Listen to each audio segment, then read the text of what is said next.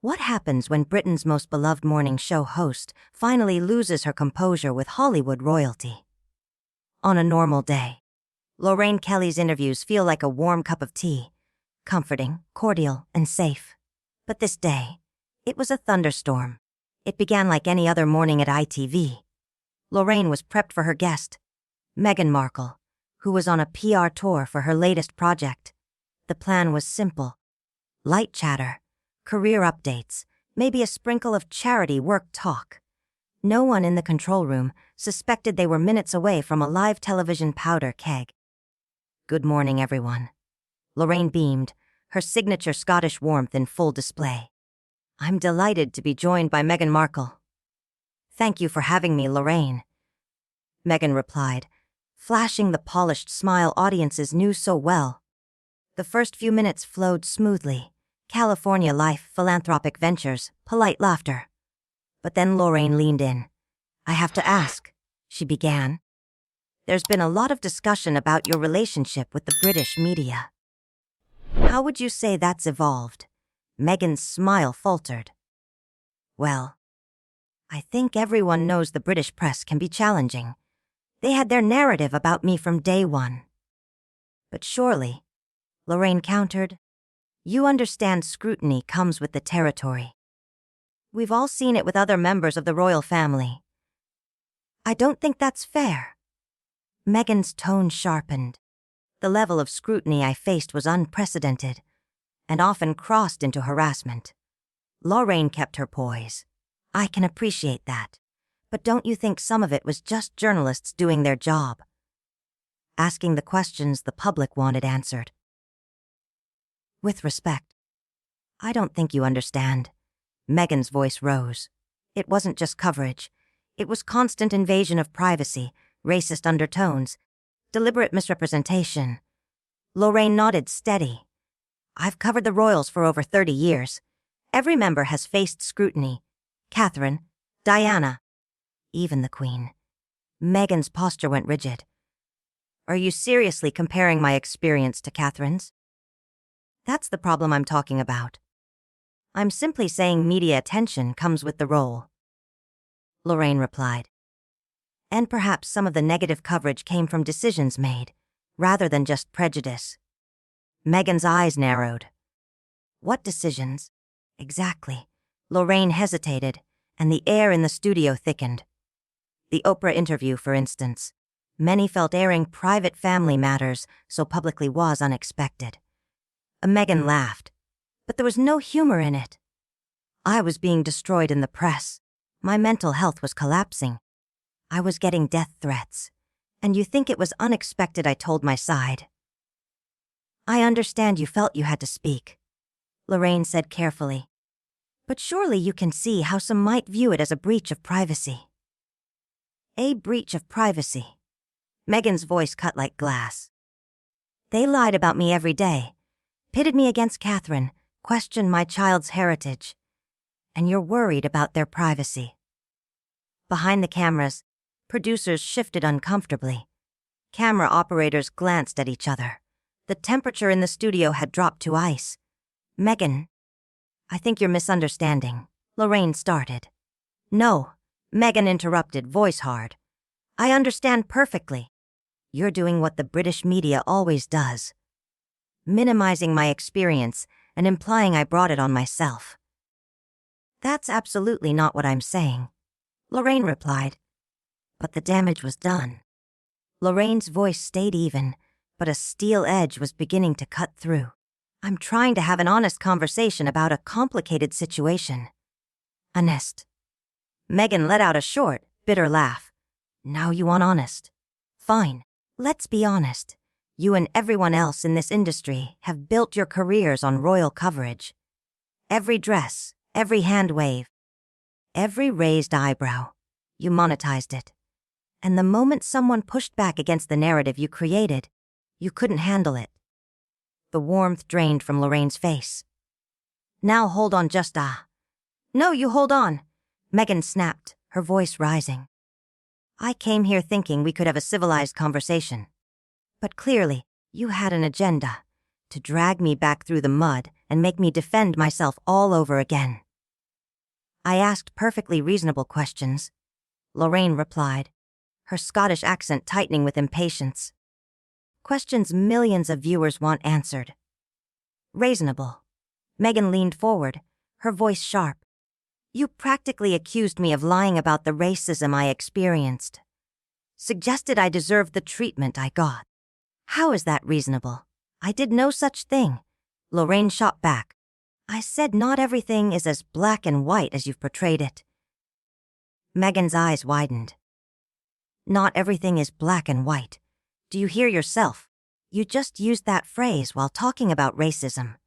Either you're completely oblivious, or it was deliberate. That's ridiculous, Lorraine said, her own temper showing. You're twisting my words, am I? Or are you just showing your true colors? Meghan was standing now, fury in her voice. This is exactly the subtle, insidious behavior I dealt with constantly. The studio was frozen. No sound but their voices. Right? That's enough. Lorraine said sharply, composure cracking. I've been doing this job for 3 decades. I will not sit here and be accused of racism because you don't like my questions. Then maybe ask yourself why you're so defensive. Meghan fired back. If you're not being racist, why are you so upset about being called out? Because it's a serious accusation you're throwing around like confetti, Lorraine said, her voice rising. You can't cry racism every time someone challenges you. Fry racism. Meghan's eyes flashed. Do you have any idea how offensive that is? It's the truth, Lorraine said coldly now. You've built a career on playing the victim, and frankly, people are getting tired of it.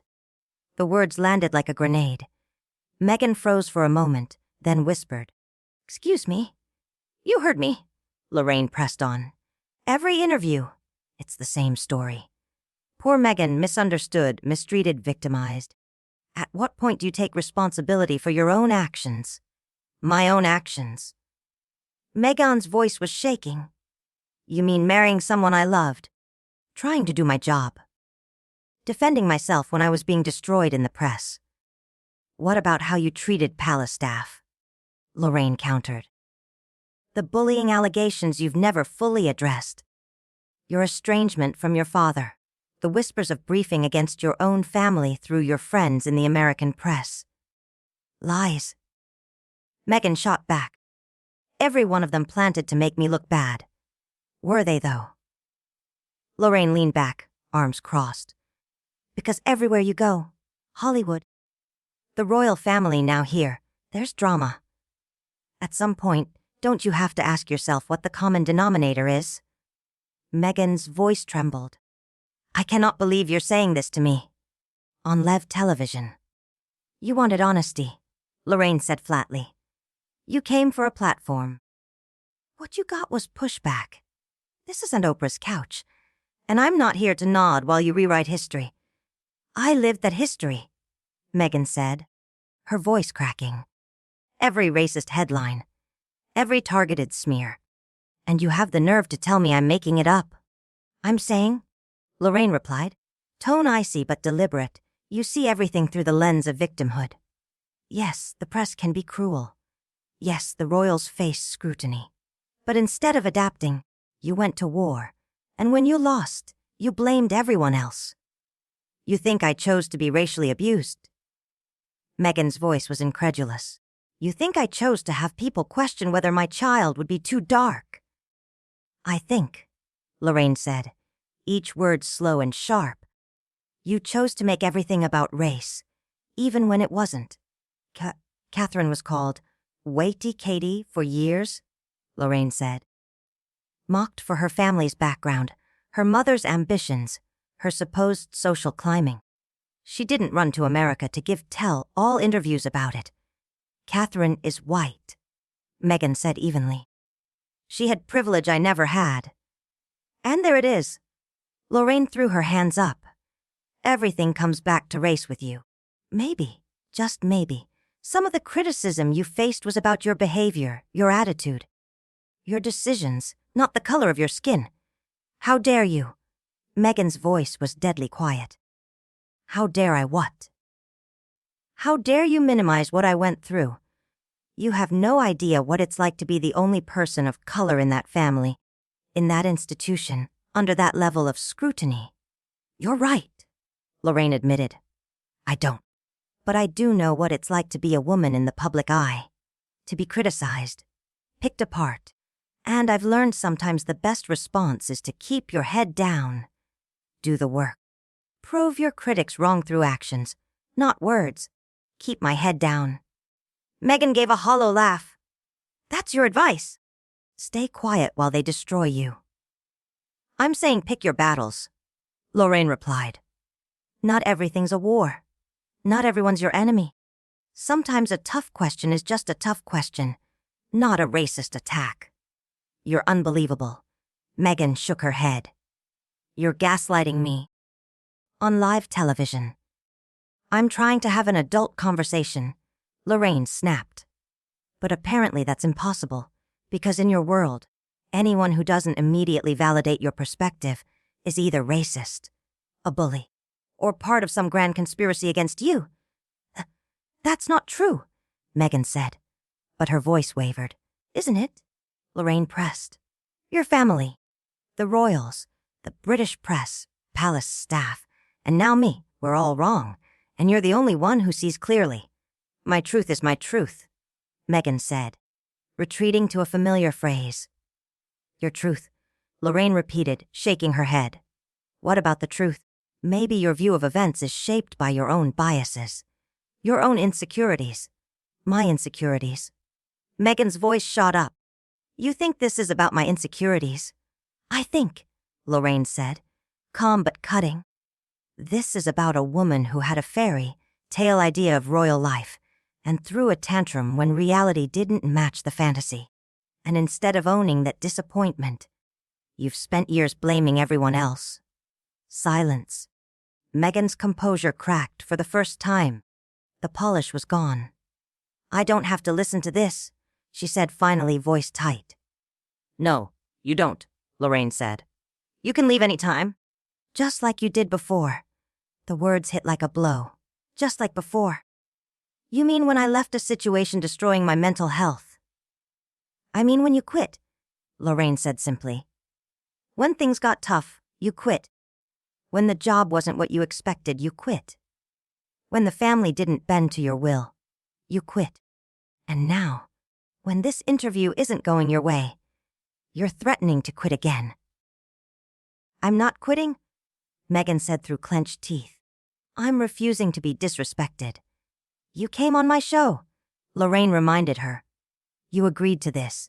If you can't handle tough questions without crying racism or disrespect, maybe you shouldn't be doing interviews at all. You know what? Meghan's voice trembled with fury. I've heard enough. This is exactly the kind of hostile environment that drove me out of this country. Hostile environment. Lorraine raised an eyebrow. I asked you some questions. That's called the real world. Meghan gave a bitter laugh. This isn't the real world, Lorraine. This is a setup. You brought me here under false pretenses to ambush me with your outdated colonial mindset. Colonial mindset? Lorraine's voice went cold. Bait. There it was. When all else fails, throw out the big words and hope something sticks. I'm Scottish, love, Lorraine said. When know a thing or two about being colonized, don't you dare compare Scottish history to what people of color face. Meghan shot back. That's exactly the kind of false equivalency that shows how deep your prejudice runs. My prejudice? Lorraine stood now, matching Meghan's stance. I've spent my entire career championing women, supporting charities, giving platforms to people from every background. But because I won't bow down and kiss your feet, I'm prejudiced. You've spent your career profiting off royal coverage, Meghan countered. Making money dissecting their lives, their relationships, their struggles. And when someone finally pushes back against that toxic system, you can't handle it. I've done my job, Lorraine said firmly. Reported the news. Asked the questions the public once answered. I've never made it personal, until today. And the only reason it's personal now is because you made it personal. I made it personal. Meghan's voice cracked with disbelief. You've spent the last 10 minutes attacking my character, my family, my relationships, my mental health, my integrity. Everything I've said is based on things you've done or said publicly. Lorraine shot back. I'm not making anything up. I'm not spreading rumors. You're not holding me accountable, Meghan said.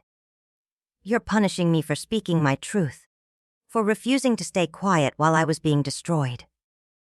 There's that phrase again, Lorraine said with exasperation. What about considering that maybe your version of events isn't the only version? What about the people you've hurt along the way? Your father, your sister, the palace staff, Harry's family? I haven't hurt anyone, Meghan insisted. I protected myself and my family from a toxic situation. You destroyed relationships, Lorraine countered. You turned a son against his father, a brother against his brother, and you did it all while claiming to be the victim. Harry made his own choices.